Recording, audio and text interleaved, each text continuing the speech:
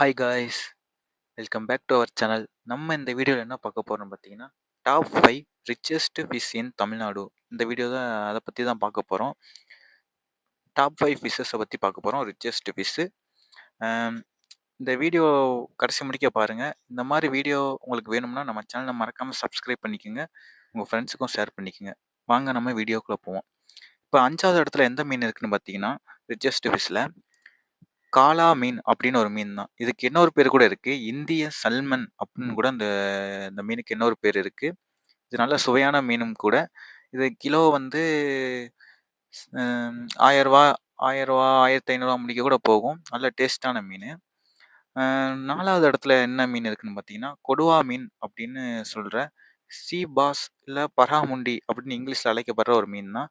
இது நல்ல மென்மையாகவும் இருக்கும். சுவையில வந்து அடிச்சுக்க முடியாது. இந்த மீன் தான் 4வது இடத்துல இருக்கு.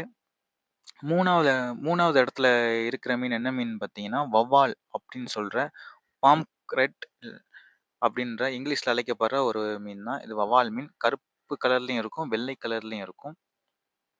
இதோட மதிப்பு வந்து அப்பப்போ மாறும். அதோட தரத்த பொறுத்து அதுக்கு ரேட் ஆகும். ரூ. 1800 ரூ.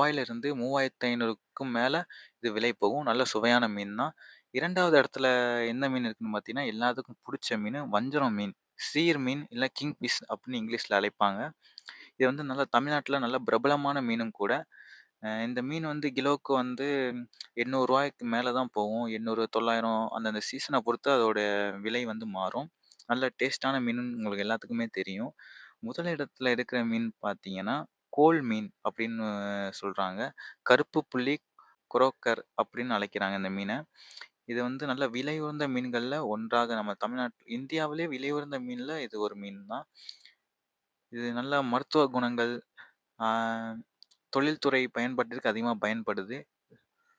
இந்த மீன பத்தி உங்களுக்கு தெரியும்னா, மறக்காம சொல்லுங்க. உங்க ஊர்லலாம் இந்த மீனுக்கு என்னென்ன பேர் சொல்லுவாங்க அப்படின்றதையும் மறக்காம கமெண்ட் பாக்ஸ்ல கமெண்ட் பண்ணுங்க.